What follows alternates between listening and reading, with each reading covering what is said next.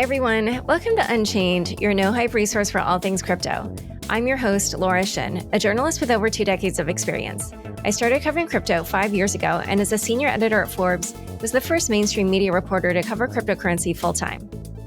Subscribe to Unchained on YouTube, where you can watch the videos of me and my guests. Go to youtube.com/c/Unchained podcast and subscribe today.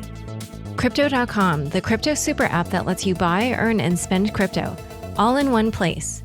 Earn up to 8.5% per year on your BTC and more than 20 other coins. Download the Crypto.com app now to find out how much you could be earning.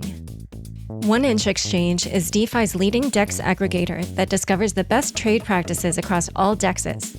1inch was launched in May 2019 by 2 white hat hackers at ETH Global's ETH New York hackathon. 1inch has reached almost $7 billion in overall volume in just over a year. Today's topic is the SEC lawsuit against Ripple and 2 of its executives. Here to discuss are Stephen Palley, partner at Anderson Kill, and Gabriel Shapiro, partner at BSV Law. Welcome, Stephen and Gabriel. Hey, Laura. Nice to be here. Thank you. So let's set the baseline for listeners. On December 22nd, the SEC announced a lawsuit against Ripple and Chris Larsen, who is the former CEO and current chairman, and Brad Garlinghouse, the current CEO. Stephen, why don't we start with you? Do you want to give a brief summary of what the SEC is suing them for and why this lawsuit is a big deal? Sure. And actually, the SEC does a very nice job summarizing it itself in the beginning of the lawsuit. It was filed in federal court in New York, in the Southern District of New York, which is that courthouse is in Lower Manhattan.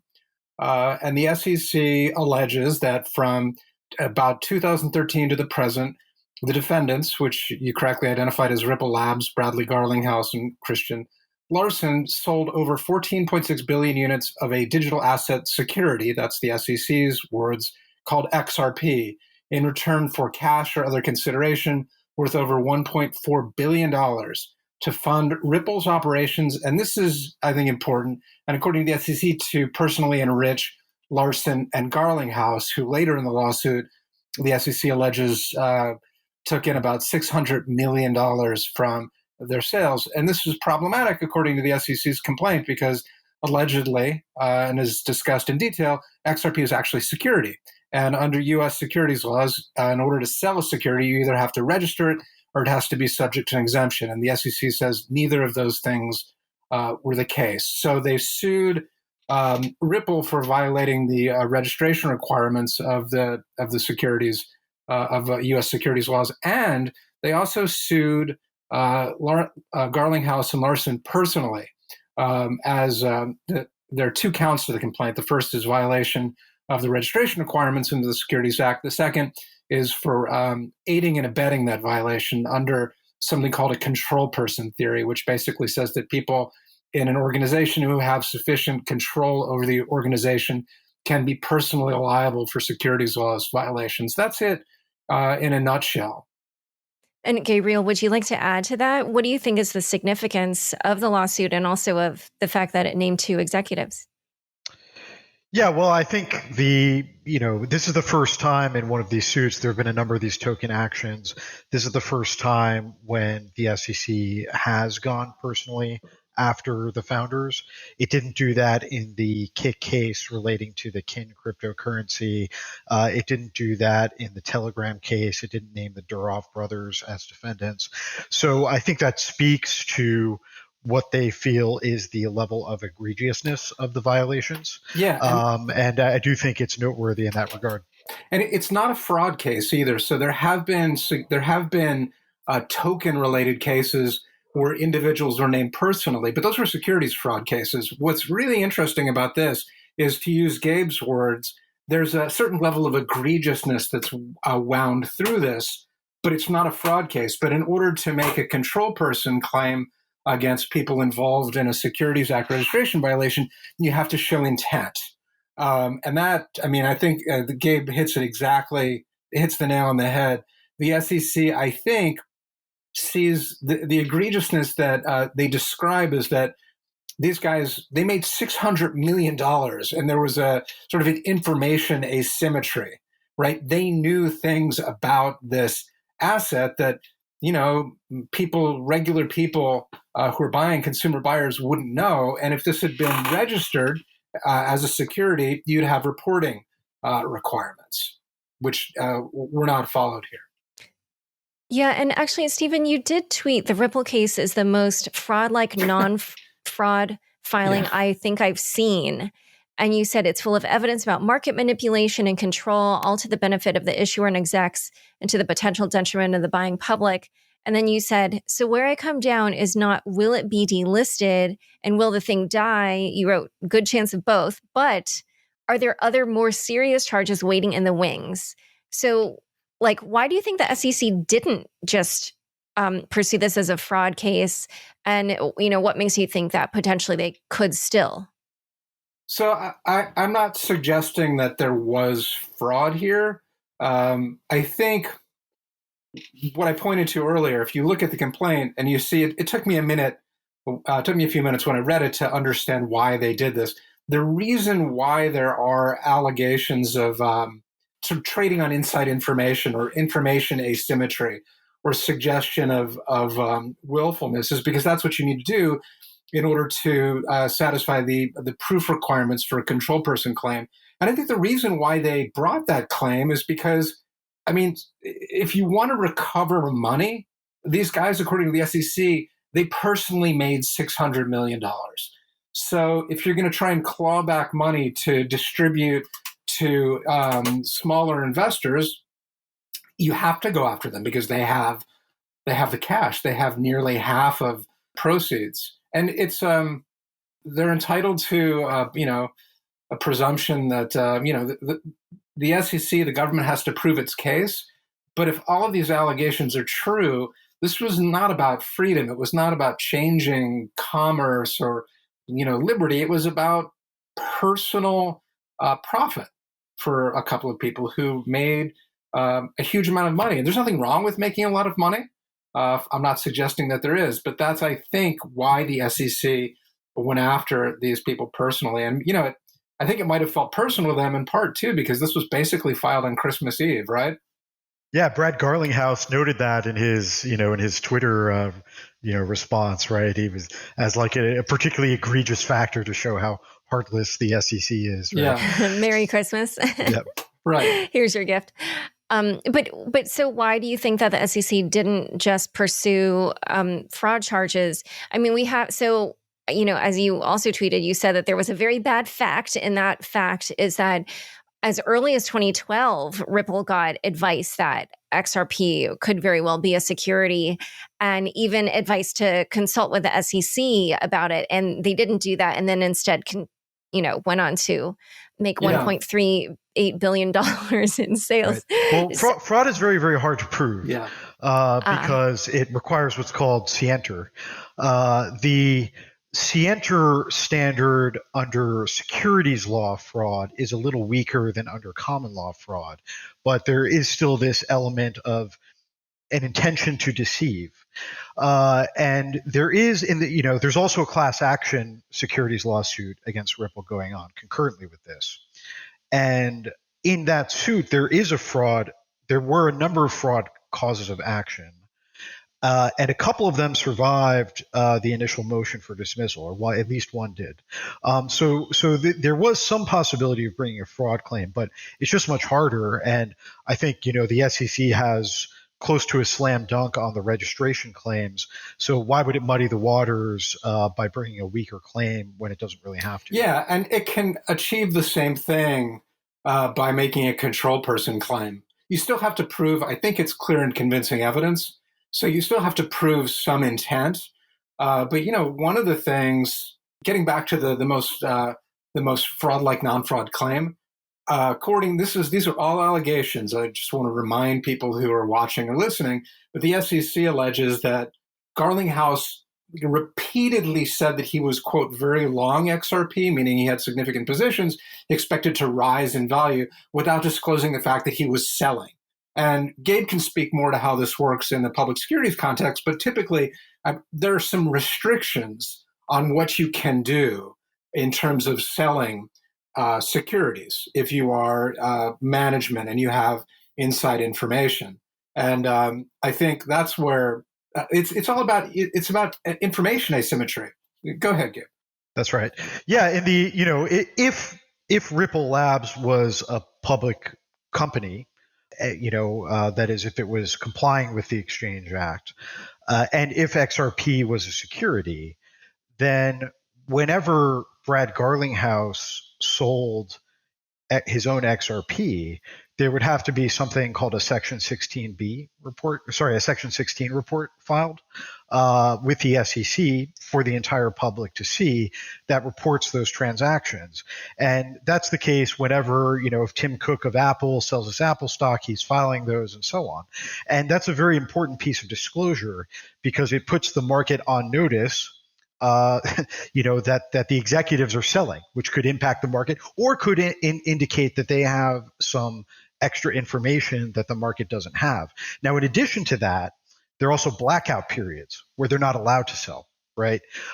So they have a limited window to sell when they ought to have the same information as the public, basically because the company has just recently filed one of its periodic reports, and they have to do the disclosure on top of that, and there are other limits as well.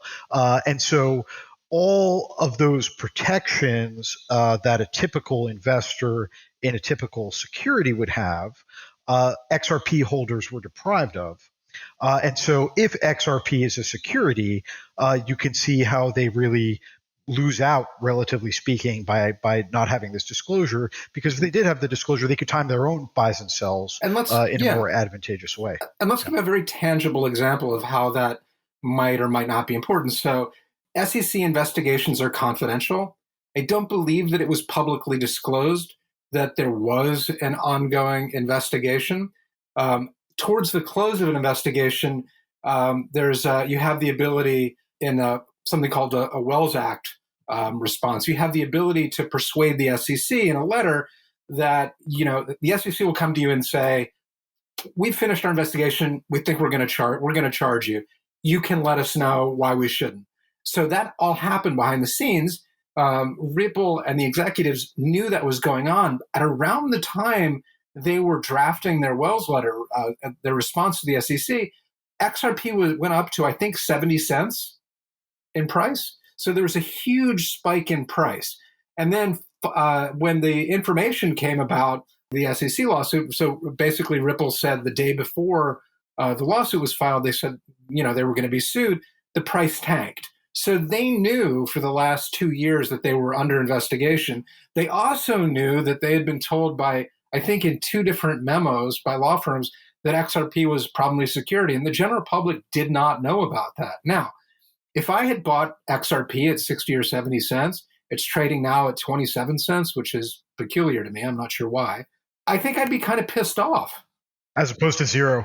Yeah, exactly. So, Yes. Yeah. Well, I mean, speaking about a kind of like asymmetry of information, first of all, people really should read the SEC's lawsuit because, yes, I understand it's 70 pages, but you can like skim you can kind of figure out which parts you can skip and which parts you can read. So it's not actually 70 pages. But the point is, so there's just so much in here. It's literally like a 70-page list of all the ways in which Ripple itself kind of like made itself guilty. And yeah, I mean, it's really a doozy, frankly. But one of the many, many anecdotes that they have in here is one in which Ripple was having conversations with a big market maker. And Ripple was like freely talking about how it wanted to sell XRP timed to some of Ripple's big announcements.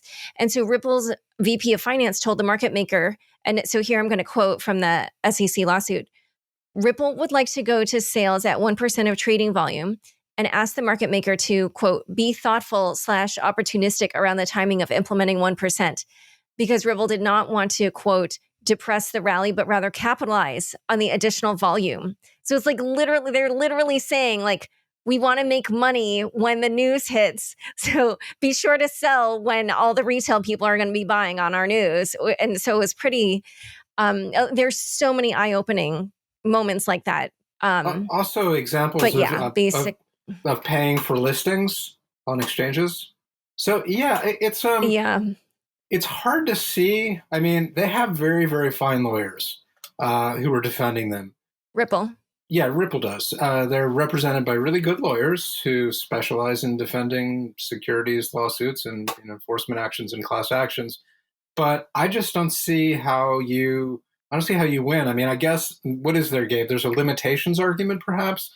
What are the arguments that can be made? I know that one of the things that they've said in the I think the arguments they'll have to focus on are things relating to cryptocurrency and the fact that the Howey precedents don't squarely address. So I think their arguments will be very policy based. Yeah, that's right. One of the things they've argued that, for example, that XRP is currency and therefore it can't be a security, which I don't think is accurate. That was an argument that was raised in either the Kick or I think that was the same argument was made in the Kick case, and the judge found that was not persuaded.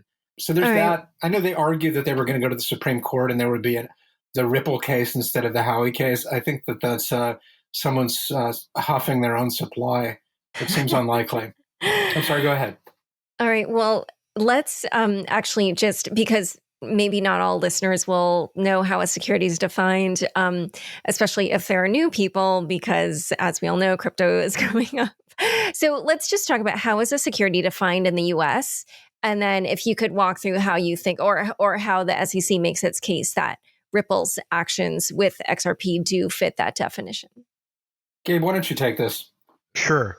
The term security is actually defined under a few different laws, but aside from very subtle variations, they're mostly the same. So under the Securities Act of 1933, which is the first major federal securities law, it includes a long list of things such as stock, such as evidences of indebtedness, and so on. Among those things is the term investment contract. And investment contract is the one among that list that the SEC and others have most focused on as a theory for how tokens or token transactions or token offerings can constitute securities or securities offerings or securities transactions. And the principal test for whether an investment contract exists is called the Howey test. It's the name of a Supreme Court case involving orange groves. And the test is quite simple. It basically says that an investment contract is a contract, transaction, or scheme in which there is an investment of money with the reasonable in a common enterprise with the reasonable expectation of profits from others. So there are essentially four elements. And that test has been further interpreted over time. So, for example, investment of money doesn't just mean giving money. It can also mean other forms of value or benefit that someone contributes to the issuer. So essentially what the SEC is saying is Ripple created this in effect, or in any event, they had a lot of it. They were selling it. And when people were buying it, they were buying it because this company Ripple exists. The company was saying, hey, we have all these great products that we're going to put in place with banks through commercial deals. And those products are going to use XRP, the cryptocurrency and that blockchain. And as a result of that, there's going to be a lot of demand for XRP, and therefore the price will go up because this will essentially become the new de facto universal interbank settlement method, which is a great thesis. But the problem with that thesis is that without Ripple there to supply these other technologies and do the deals with the banks, that XRP wouldn't have that value proposition, and probably a lot less people would buy it, and they would spend a lot less money on it.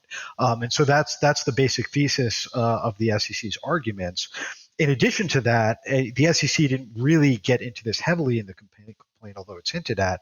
Shortly before the lawsuit was filed, there was a report from several computer scientists at the University of Bern where they basically analyzed that the blockchain itself, the technology is centralized because although Ripple Labs claims that its list of trusted nodes is just sort of optional. It turns out if you don't follow exactly that list, the blockchain just wouldn't be secure or it wouldn't be live. And so it's also centralized in that way. And that's another distinction from, cryptocurrencies such as Bitcoin and Ether. Yeah. I mean, the SEC really hammers home that Ripple was the one that was responsible for whether or not XRP was successful, and that they themselves kind of made that case for the SEC. I mean, there's just so many choice quotes here. What are some of the good ones? And not only that, but like Ripple keeps talking about how they have this asset, but then after having the asset, then they try to develop a use for it, which again, it's like that's if it were the tail wagging the dog. Yes, exactly. Well, one of the problem with Twitter. I mean, I say this as a litigator. It's a benefit if you handle disputes. Is that it's such easy evidence. Everything is there. So paragraph 47 of the complaint, the SEC says is cryptographer number one, who I believe actually somebody, it's Schwartz. I actually think he made his... David Schwartz. David Schwartz actually changed his Twitter handle to cryptographer number one. So as cryptographer number one, a well-respected and known Ripple spokesperson stated in a recent tweet on Twitter, quote, the people who created XRP are pretty much the same as the people who created Ripple, and they created Ripple originally to, among other things, distribute XRP. I mean, you have to back up from a second to think about how this is going to be resolved. Just imagine a federal judge who's got a big docket and handles all kinds of cases, criminal and civil, commercial disputes, whatever. This is not a person who's like deep in the weeds in crypto. They're not like the universe closes. It becomes more narrow when you're in litigation. I think if you read that, if that proves to be true, it's very difficult to take statements like that. And that statement is probably, there's an evidentiary theory, basically. That statement is probably attributable to Ripple as what's known as a party opponent statement. In other words, it probably can be said that statement made by the SEC will argue that statement made by somebody very high up in Ripple is attributable to them. So if that's a statement that Ripple made, statement after statement like that from being read by a federal judge, it makes it very hard to see how this wasn't something other than a centralized money-making proposition. Now, being a centralized money-making proposition doesn't make you a security necessarily. It doesn't make you an investment contract necessarily, but it becomes evidence of that. It's sort of indicia of that, because you have to look through this and ask, what was the purpose of this thing other than to be a speculative asset? It doesn't really add up. Yeah, there's a number of these choice quotes. I'm not going to list them all, but there was another one. Again, it's cryptographer one, who explained in XRP chat in response to the question, if Ripple failed, would XRP die? And he said that he didn't, quote, think it's likely XRP would succeed without us, though it's possible. So, and there's just so many. But so one thing then I also wanted to break down is, so we did talk a little bit about the cases against Chris Larsen and Brad Garlinghouse. But in this case, what do you think of the SEC's evidence, and how likely is it that they'll, be held responsible in some way as well? So this is a prediction. I guess I could be wrong. I have to hedge because I'm a lawyer. Ripple's going to lose. Garlinghouse and Larsen are going to lose. They'll monkey around. They'll file motions to dismiss. They'll be denied. They probably do some discovery. Maybe they take some depositions. Presumably in the enforcement action, they took depositions. So the depositions, for people not familiar with the way litigation works in the United States, those are statements under oath, the examinations of witnesses. And they will probably file cross motions for summary judgment, and they're going to lose. Unless there is a limitations argument, or unless they get a sympathetic judge who reads through this and is convinced that this was not an ongoing securities offering, they lose, and they probably settle. Now, obviously, if I had inside information about the litigation, I wouldn't be talking to you. But it seems like a reasonable way for this to be resolved is I don't know, they got 600 million, so maybe they pay 550 to the government. They keep 50, and something called a fair fund is set up, and people can basically get reimbursed for the cost of their XRP. The case should. It sounds like they were talking settlement. You can kind of see that. There's that. I think they actually talked about that publicly on Twitter. I think the case ultimately has to be settled. I don't see it going up to the Supreme Court. If they take it up to the Ninth Circuit, they probably lose. I don't see the Supreme Court taking cert on this. Because think about it too. Like, does anybody really care about these guys who made $600 million selling this digital asset? It's not like if I were going to take a case to change the law and to change how we look at digital assets. This isn't the one that I would take because they're not sympathetic. Now, we haven't seen their answer, their motion to dismiss, but what about the remedy? Yeah, go ahead, Gabe. What about the remedy, though, Stephen? I mean, what about the interests of the XRP holders? I do wonder about this and sort of worry about it. Sure. Grunfest, who's a former Joe SEC Grunfest. commissioner. That's right. Who's a former SEC commissioner himself and now teaches law at Stanford, has talked a lot about token stuff and is no pro token guy. You can find his videos on YouTube at one point arguing that Bitcoin is a security, which is the one thing that everyone now agrees is not a security.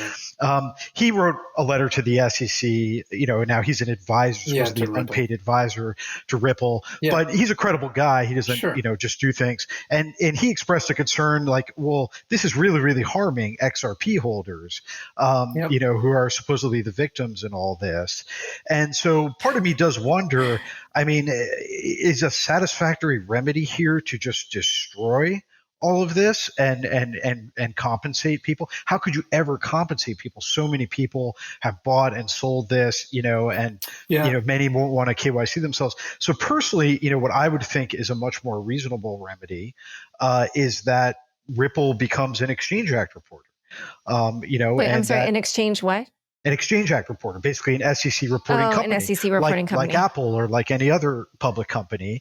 And then XRP holders would get the disclosure that investors are supposed to get. Where would you be able to, right, so if that happened.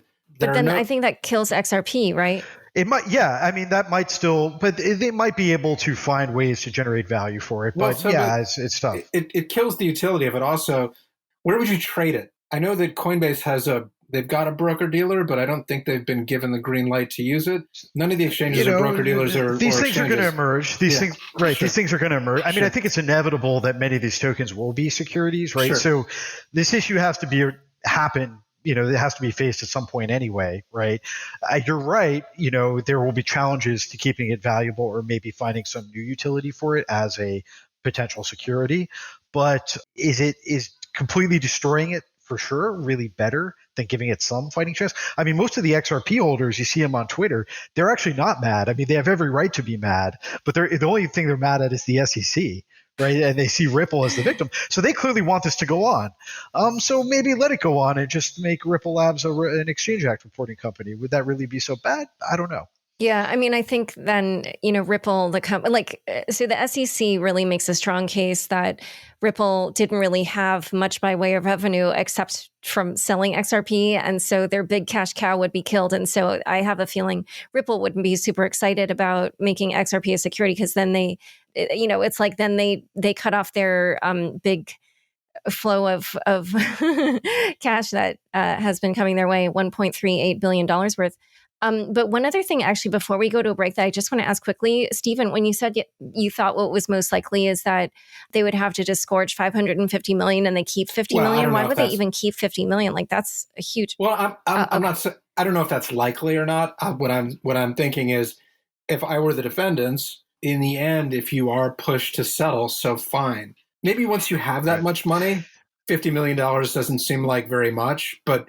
Right. If there's a way, I know of other cases where people disgorged a significant amount, but were also able to keep a significant amount. keep in mind as well, Ripple's fighting a multi-front battle Yeah, here, that's right. Because it has the class action, Yep. it has this case against the SEC, and now its equity investors are suing it, arguing that they're allowed to, that Ripple's required to redeem their stock now at the investment amount, and so and it probably has creditors, it probably has commercial partners, it has employees, right? There are its salaries. So yeah, I mean, there are going to be a lot of people with their hands out here, and most likely this will be a total disaster. Yeah, and so I don't know, maybe we should explain what that lawsuit is by their investors. Gabe, do you want to talk about that? Well, let's do that right after this break. So we're going to take a quick word from the sponsors who make this show possible. 1inch is a decentralized exchange aggregator that sources liquidity from the top dexes and liquidity sources to save users money and time on swaps. 1inch is capable of finding the best possible trading paths and splitting them among multiple market depths. Recently, the 1inch team unveiled 1inch version 2. The main highlights of V2 are Pathfinder, an API that contains a new discovery and routing algorithm, and a new intuitive user-friendly UI. The V2 improvements ensure the best rates on swaps while dramatically cutting response time. Crypto.com, the crypto super app that lets you buy, earn, and spend crypto, all in one place. Earn up to 8.5% per year on your BTC. Download the Crypto.com app now to see the interest rates you could be earning on BTC and more than 20 other coins.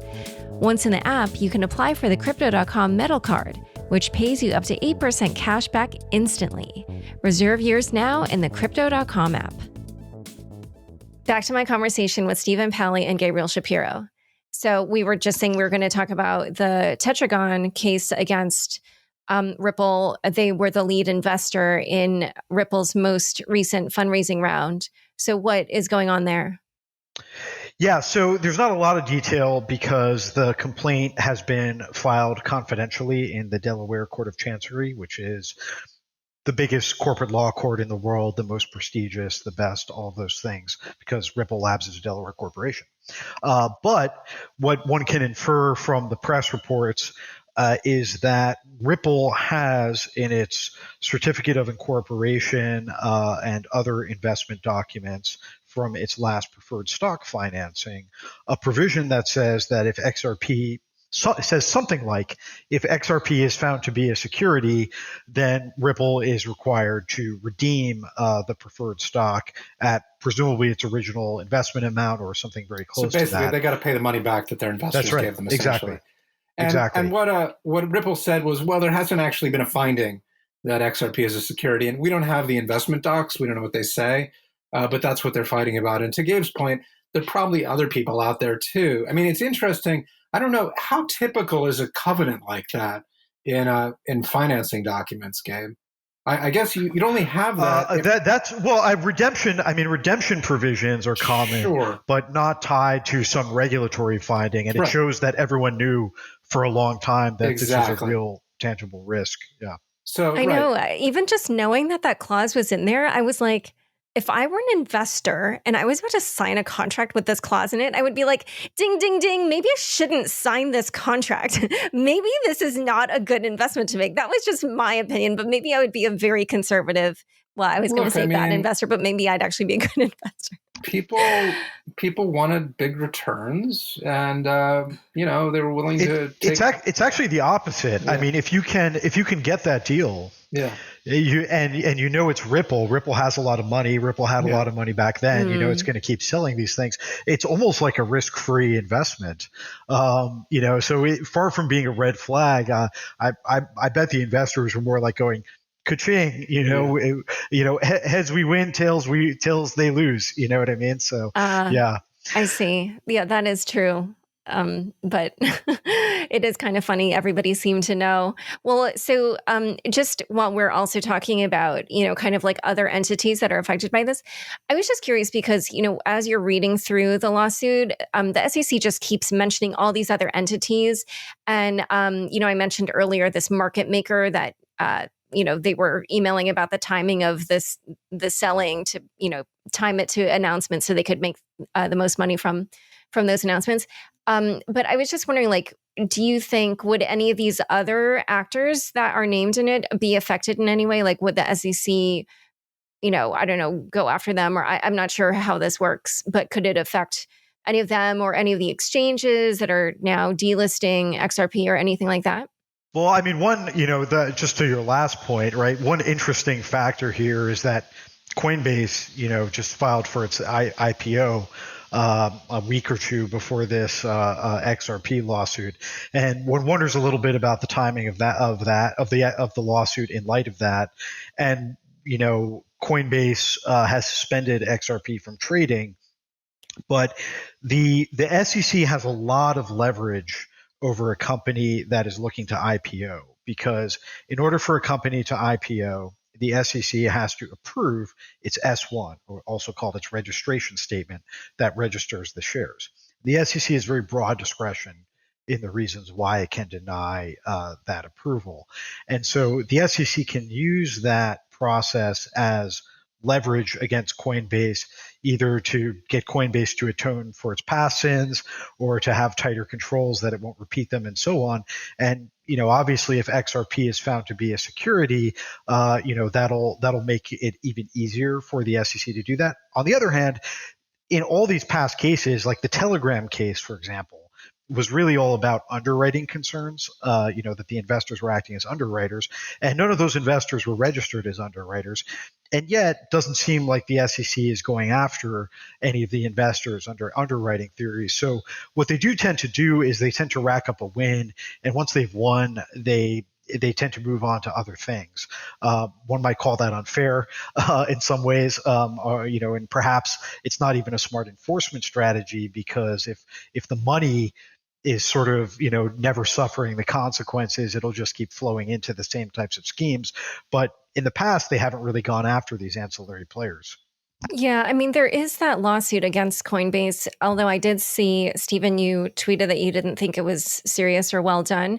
But it is true that there are a lot of companies that made money off of trading XRP, even as, like, I would say, some huge percentage of people in the industry thought XRP was a security. We've thought that for years. Like I remember when I first learned about the Howey test, it just, as I really learned about it, I kept thinking, so if all these things are what makes a security, then how is XRP not a security? And there have been like a ton of articles, people have written about this forever. So given that most people were of that opinion, do you think that the SEC is just going to be like, oh, well, it's just too much to go after all these people that were making money off of what they knew was probably, just going to be a short, fun, free ride? I can't speak to who else the SEC might or might not go after, but I think, that as far as I know, there's only one exchange in the United States where XRP can still be bought and sold. I guess I'd be surprised if they went after exchanges. So the issue is, if something is a security, you need to either be registered as a broker-dealer, you need to be a national exchange, or you have to have appropriate registration, and none of these exchanges did. And presumably, I mean, I know that some companies looked at the lawsuit and just immediately said no and delisted, but others may have been in touch with the SEC. I'd be surprised if there were follow-on enforcement actions by the SEC against exchanges. I don't know, Gabe. What do you think? Other than maybe this Coinbase thing, where it'd be very easy for them to do something because Coinbase is at their mercy for the IPO. Yeah, I agree. Yeah, I think what was interesting to me was that Coinbase is suspending trading in XRP the day that this episode comes out, Tuesday, January 19th. And so I actually thought, because their reputation is or it used to be at least, of being kind of the conservative exchange and very regulatorily compliant, and because of the fact that it's going public, I would have thought that they would have delisted much sooner. I found that a little curious. It's complicated because when you have to give people time to get their assets off the exchange. I don't know if they're still doing buy-sell, but if they are, maybe you have to give people the opportunity. Did they shut off the money? So Tuesday is when that. Yeah. So it seems like you have to balance between. You've got to balance between skill and cherubitus. Basically, you're sort of damned if you do, damned if you don't. But I think it's fair and reasonable to give retail consumers the ability to cash out or move their stuff. And, maybe somebody hasn't logged in for a while. They don't check their email right away. There are plenty of people who don't check this on a daily basis. Having a couple of weeks to give people the opportunity to move their assets off of the exchange, I think makes sense. And I'm not sure. I don't know that the SEC would be too upset about that. So one thing that I want to go back to is, so we talked at a few points about Ripple's Wells submission. So can one of you describe what Ripple's arguments were in the Wells submission? I think one argument was, to be candid, I actually haven't looked at the Wells submission in a little while, but one was the argument that Kik made, which was that it's currency and therefore can't be a security. They also argued that they'd been selling it for a long time and the SEC had never complained. And there's almost like sort of a regulatory estoppel argument. But, the parallel argument to that is, look, I've been I've been robbing the bank every day. I've been ripping off this ATM every day for the last, 5 years, and the police car drives by and they never say anything. I'm not sure that that's it's not a really persuasive argument. There is a theory in law called regulatory estoppel by which you can. I don't even know what that means. Estoppel. Estoppel. It's an equitable theory. It's basically the notion that you can prevent someone from taking a position because you relied on them doing something else or saying something else. It's nearly impossible to make that argument in the United States that because a regulator did or didn't do something, and you relied on them, that they're basically stopped or prevented from taking action going forward. So there was nothing in their letter that I was terribly persuaded by, but it's been a while since I've read it. And I don't know that the full letter was actually published. I think they published it's like a summary. Yeah, that's right. They published an outline summary. That's correct. That's right. And they, there were a lot of. I'm just, refreshing my memory now. A lot of it was about how useful XRP is, without Ripple and stuff, which is just not true, right? Because again, Ripple pays almost every node on its trusted list. They're almost all paid by Ripple. There are a bunch of universities, Ripple commercial partners, companies that Ripple have invested in. There's only one that claims to be independent, right? And so I think if Ripple goes away, I just don't know how this, even the technology itself, would safely function.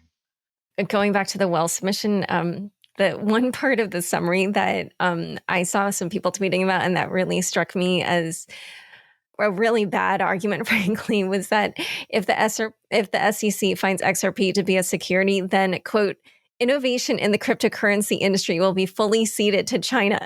Yes, I remember that. That's a crazy, crazy argument. But let me finish. The Bitcoin and Ethereum blockchains are highly susceptible to Chinese control because both are subject to simple majority rule. I was a little bit like, okay, if this is your argument, I'm not sure this is going to succeed. Yeah, that's kind of a shock, especially considering the caliber of lawyers they have. It's shocking, that would be their argument. And especially because the SEC has already deemed that Bitcoin and Ether are not securities. So to rely on that, it just was like, okay, if you're gonna, try and make a good attempt here, why did you go down this path? Because, but anyway, okay. When there's a saying that lawyers have, which you've probably heard, when you have the facts aren't on your side, you pound on the law. When the law is not on your side, you pound on the facts. When neither the law nor the facts are on your side, you pound on the table. So that's basically what they're doing here. The law and the facts are bad. And the best lawyers in the world, people have a mistaken understanding of what lawyers can do. Gabe and I are both very good, I would say among the best. But, if you're caught on video robbing a liquor store, I can argue that you had a troubled childhood. I actually had a case that reminds me, when I was in law school, I clerked for the public defender. This was a PD case. And we actually had a client who was in fact caught on video robbing a liquor store, and he wanted to go to trial. And we were like, but the video shows you that's you. He's like, it's not me. It's like, it's you. So it's kind of like, we tried that case and he lost, but he got to be out of jail for, a couple of days. So it's kind of like, sometimes people. There's an epidemic of this type of behavior in our society right now, I feel like. Well, I actually, I think that they may believe this. Right, I think they may have Oh, wait, Ripple. Yeah, no, I don't. I think that Ripple and Mr. Garlinghouse They and believe Mr. that Larsen, China will control. I think they believe that they have created some sort of revolutionary technology. I think they probably believe at this point that it's not a security and that they're being unfairly targeted and the law should change. I think that they, I think that they actually probably believe this. It's preposterous. But if you tell yourself a story for long enough, sometimes you believe it. I'm just a simple country lawyer. That's my view. There definitely was a lot of cognitive dissonance in the SEC's lawsuit. Like I said, it's literally just quote after quote. It's a pretty damning document, but it's very interesting because even while Brad was saying things like, "Oh, I'm extremely long XRP." I mean, he was selling it, but not disclosing it and making tons of money off of retail investors. So, I don't know him personally. I've never met him, but for him to keep saying that he's extremely long XRP, meanwhile, he's doing all these sales behind, people's back. I mean, it's a little bit like, okay, either you just sort of lived with that cognitive dissonance and didn't recognize it as such, or I'm not going to speculate what was going on in his head, but I think I would also say, so just to be devil's advocate here, somebody else pointed this out. I can't remember who I was talking to. But one of the allegations is that, okay, one of the things that the SEC puts out there as being problematic is that Ripple was paying people to use XRP. And it is true that is not an unusual Silicon Valley play to get adoption. PayPal did that. I think Stripe did that. So paying people to use your product or use your service is something that other companies have done. So maybe that's something that we'll hear them come back with. So, for example, in paragraph 123 of the complaint. But I mean, but to use PayPal or to, use Stripe or whatever, like that, doing that isn't engaging in some kind of unregistered securities offering. No, it's not. Yeah. Yeah. So right. When you use, I can't remember what it was, but I think when PayPal first came into use, I think people were paid, was it $5? I think it was $10 if they got a friend to sign up. Yeah. So we did also reference a little bit some of the other big SEC enforcement actions in the cryptocurrency industry. I think the ones probably that are most relevant for this case are Kik/Kin, as we mentioned, maybe EOS.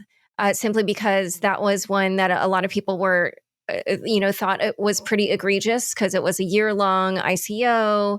I think they claimed to block U.S. investors, but then they had that big advertisement in Times Square, and then of course Telegram. So when you look at those, like if you were to read the tea leaves, how do you think? I mean, I know Stephen, you want to give your opinion, but just in that context. Oh, this is more like Kik or Telegram. It is? Yeah, okay. Yeah. So like with EOS, whatever you think about the technology or the company or the folks involved, they settled. And also, according to I think it's the consent agreement, the consent order, they really actually did try and block U.S. persons. I know they had that sign in Times Square. It was stupid. But they did do some form of geo-blocking. They did actually try and block people in the EOS. They paid $24 million, and they settled, and they took the offer. And I think the other difference is that Kik and Telegram were companies that existed before they tried to do this token. And Ripple, in a way, so Ripple was actually how does it go? It was a little bit different, where the company was incorporated after, but it's similar in that the company was just so closely associated with the cryptocurrency. And obviously they have, what is it, 55% of, Right. I mean, Kik had a social media app, right? And Telegram is used by 500 million people to communicate. I mean, they are real enterprises that have real users that do real things. And, here I'm sure Ripple would say, look, we have enterprise software that's used by, all sorts of banks. I'm not sure how much traction they're going to get. It does seem like At least if you read this complaint, the principal purpose of the company was to get people to buy and sell XRP and to create market value and create liquidity. And that was not the principal purpose of Telegram or of Kick. They didn't come into existence to sell a cryptocurrency. Right. So, Stephen, you did talk about how you think this case will go. Gabriel, do you have any, thoughts on what you think will happen? I basically agree with Stephen. I mean, I think Ripple will lose. I'm a little. I would say I'm less certain that Garlinghouse, that the founders will have end up having personal liability. We'll have to see about that. Yeah. But certainly Ripple will lose in my mind. And I'm more just curious about what the remedy will end up being because, in the case of Kick and Kin, right, they lost, but really, now like Kin is still out there, and actually, like Kin holders were very happy with the outcome, right? No one was forced to become an SEC reporting company. They did, they had to pay a fine, right? But they were left with some money, like Stephen was talking about, and it's gone up. It's actually gone up since the lawsuit. It's gone up in price since the lawsuit ended because it no longer has this cloud hanging over it that worried that Kin itself is a security. For Telegram, on the other hand, it was completely disastrous, right? I mean, Telegram has, as Stephen was saying, it has a real app, and so it'll be fine, and it has money, but it had to give all the investment back. Now it's raising a debt financing round, and all of the value and time and opportunity costs that it put into this technology was a complete loss. They were just enjoined from doing it flat out. And so that's a huge loss. That's like a total wipeout, of that part of their business history. And then with Block One, it's kind of interesting, right? They're a little bit of a combination, right? They had much better lawyers. I will say much better deal lawyers. Yeah. Because the way they documented their thing just gave them much stronger arguments that they were producing software, that they walked away from it once it was done. And EOS is kind of a self-sustaining thing. You could say it's a bad blockchain because it has collusion and all that stuff, but it's not Block One doing the collusion. If anything, you could morally fault Block One because it's just not doing anything to like increase the value of that ecosystem or not doing that much. They're all very different, and I think the real thing that they all have in common is that a lot of ordinary people bought the token hoping to get rich, and in circumstances where they don't have all the information and where they're highly dependent and vulnerable upon other people who also are trying to get rich off of it, but in a different asymmetrical way. and that's what all these things have in common, despite the apparent differences. And that's why the Howey test is kind of a genius test, because it's very functionalistic and it's designed to capture this dynamic where people are vulnerable with their money and investment expectations in a particular way. And they all have that in common. And that, again, I mean, so going back to what we said at the beginning, that information asymmetry is one of the principal reasons for our securities laws, to make sure that investors are, if not on parity or equal terms with insiders, they at least they have a guarantee of some quality information. So that they're not taken advantage of. And you can tell that that's one of the principal purposes or one of the principal themes in this lawsuit by the SEC. Yeah, I mean, and they really make that case that, the insiders knew certain things and were making money off of the fact that the people they were selling to didn't know those things. So, Gabriel, something that interested me about what you just said is that you thought that there was a chance that like XRP survives and then that would be good for XRP holders. And I did see for instance, Japan's financial authority, I think, said that XRP is not a security. So I did wonder, so what happens in that case if the US does? So either that, like you said, somehow something happens to Ripple, but XRP survives, or if the US just determines that XRP is a security, but other countries make a different judgment, how would that affect XRP? Well, in the second set of facts you mentioned, I mean, I'm just speculating here, right? But people are pretty creative, right? Especially if they have a fair amount of money, right? Or the ability to get more money. And certainly Ripple has a lot of fans. One thing they could do is just try to, it's already, in my opinion, a centralized chain. They could just add KYC to it, right? And they could just really try hard to exclude U.S. persons, get cozy with some other regulator that says it's not a security, and keep trying to do their thing with the U.S. just almost totally blacked out. That's a possibility, I suppose, if they have enough money left over and so on. Another thing that maybe they could do, although, I agree that this is probably might be even more challenging, is to embrace that XRP is a security, or embrace that certain transactions in XRP are securities, and to kind of keep doing their thing, maybe find some alternative uses for XRP that don't involve banks, because banks sure aren't going to want to settle all their ordinary transfers in a security. But maybe they could come up with some stuff. I mean, tokens, people are good at coming up with ideas of stuff to do with tokens that sound good to people, and maybe they could become an Exchange Act reporter, and they could just openly put forth efforts to drive value to this token, right? One of the ongoing metaphysical issues, right, and I've had debates with another lawyer named Louis Cohen about this, is what is the security, right? Is it this token? Is it always a security, or is it only certain transactions in it which are a security, and so on? And the SEC's complaint fudges that a little bit. It does call XRP a security, but on the other hand, it's really talking about these times when Ripple or Garlinghouse sold it, right? And so it's possible that a judge could craft a remedy that says, well, this is a security, or transactions in it are securities in certain circumstances and not others. And Ripple, you become an Exchange Act reporter, so everyone has the information. But and when you sell it, it's a securities transaction. But when it's in the secondary market, it's not. Something like that is possible. We have to see. I'd be interested to see what the remedy ends up being, because the judge ought to care about the XRP holders, in my opinion. Right. Okay. And he ought to try to do the least harm to them possible.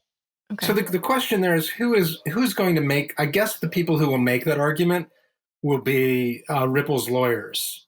At the remedies stage. At the remedies stage. But I mean, obviously out of self-interest in minimizing harm to their own. So the SEC response will be, yeah, right. You don't care about them. You're arguing out of self-interest. But yeah, no, I think that's a fair point. Interesting. I don't know. It strikes me as like incredibly complicated to say, oh, it's a security in certain transactions, but not in others. It's incredibly complicated, but does that exist? Is there another digital other asset that is a security for certain transactions? But there are other tokens. I mean, this flavor of thing is something that's been embraced by some securities lawyers, and to a certain extent by the SEC itself. This more functionalistic interpretation, where a given thing can be a security and not other. I talked about Grunfest earlier. I would take him to be sort of the leading proponent of this in the way that he talks about tokens. That's certain transactions in Bitcoin, for example, isn't the argument is that it's not, so we have to parse security, and so we're talking about an investment contract. And that's Lewis's thing, right. But there is an example, right? Because one token, the Stacks token from Blockstack, they did an actual Reg A Plus offering for their token, and that means that they qualified it as a securities offering.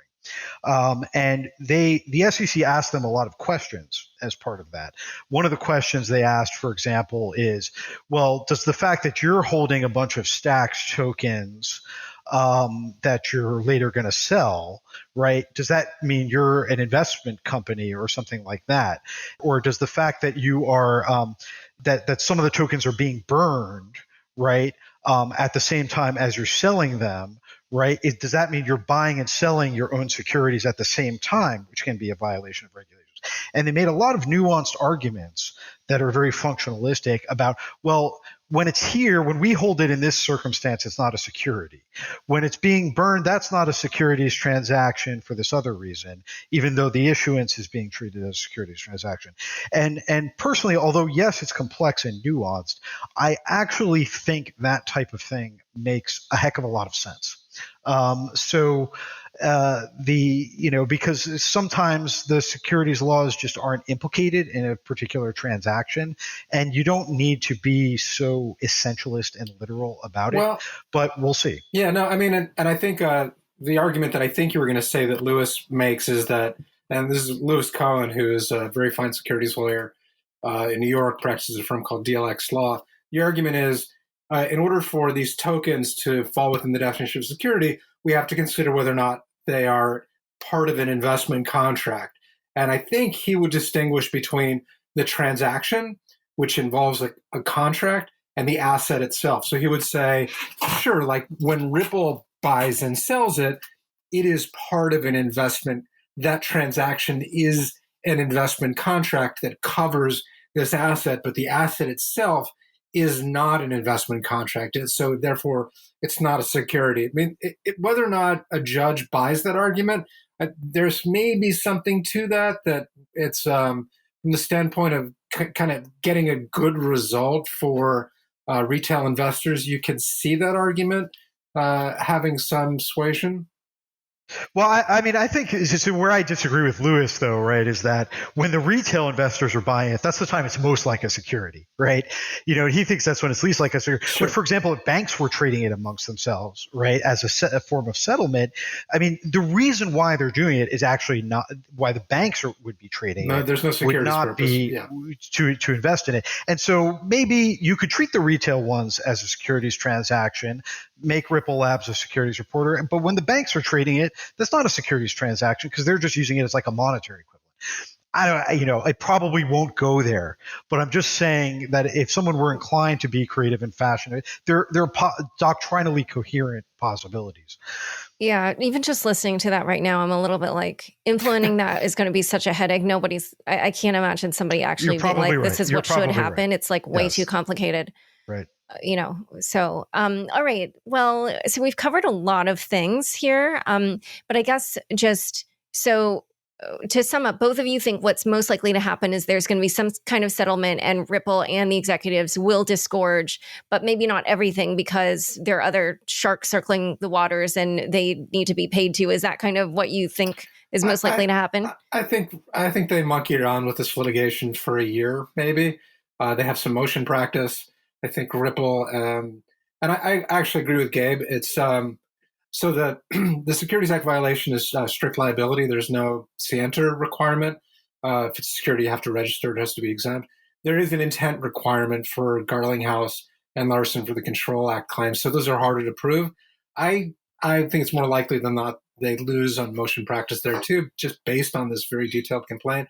And then maybe it goes up to the Ninth Circuit. Wait, they lose, meaning Chris and Brad lose to the SEC? I think so. Okay.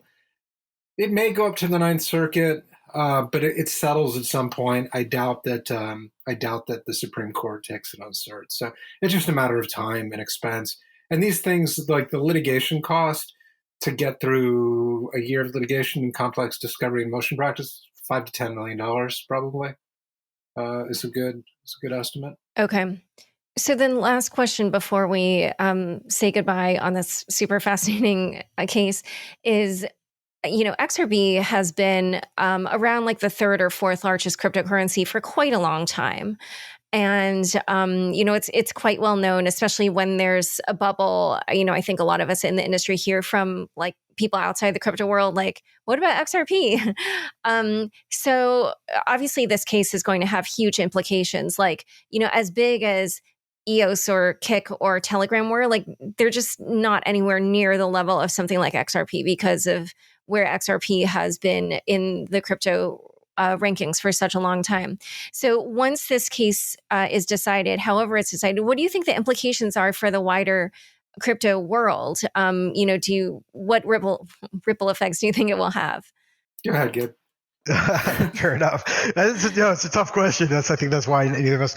I think it's very hard to say. I mean, in many ways, the way it has worked so far, this is what I'll say, is that every time one of these cases gets decided, everyone in the ecosystem seems to very quickly become confident that the distinctions between their circumstances and the decided circumstance are just very, very different, and the case means nothing to Yeah. them. I struggle with this a lot as a transactional lawyer because, part of my job in negotiating some of these deals is convincing people to do certain things in order to have a better regulatory treatment of a token.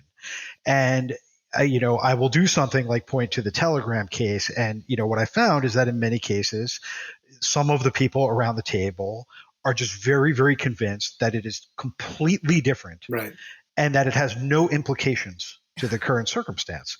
And I just think the power of the industry to engage in self-denial and also to engage in proactive things, what some call decentralization theater, or these maneuverings to try to make each new circumstance look as different as possible from the last.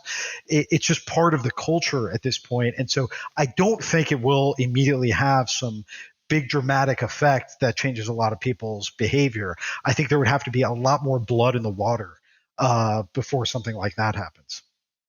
I kind of tend to agree. I mean, I find the same thing. Somebody will propose something and, we'll point out Telegram and Kick and they'll tell us all the reasons why it's different. And unfortunately, there are lawyers out there who will give people the advice, give people the opinions that they want to hear. That perpetuates this sometimes. One of the really interesting things, actually, about this complaint, one of the most interesting things to me, is that it cites the opinions that the lawyers gave back in the day. I'm really curious how they got that. Yeah, I tend to agree with Gabe. I don't think it will be. It's just another case. We've seen over and over again. The law is pretty clear, and this is another case where I think the conclusion is somewhat inevitable, and I think people will continue to believe what they want to believe at their own peril. Yeah, actually, just to ask one last question about what you were saying about how did they get that information about the opinions given by the lawyers back in all the way in 2012.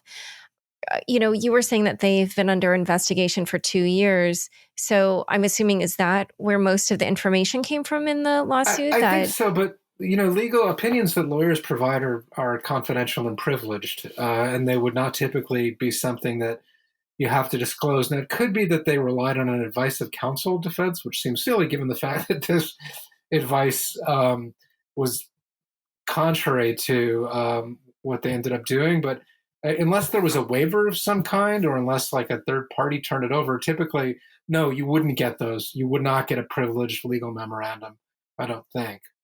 You could hold that back. Interesting. Well, I have my own theories, but anyway, they're just theories. Okay. Well, where can people learn more about each of you and your work?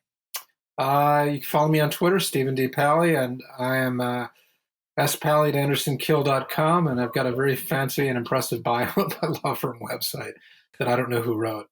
Gabriel? I'm LexNode, LEX_NODE on Twitter, and I have a website. I think it's called dealninja.law. Anyway, it's linked on my Twitter bio. I have like all my writings and stuff up there, and I have a Substack. So yeah, I never stop talking, so you could definitely find me. You have a Substack, man. You're very cool.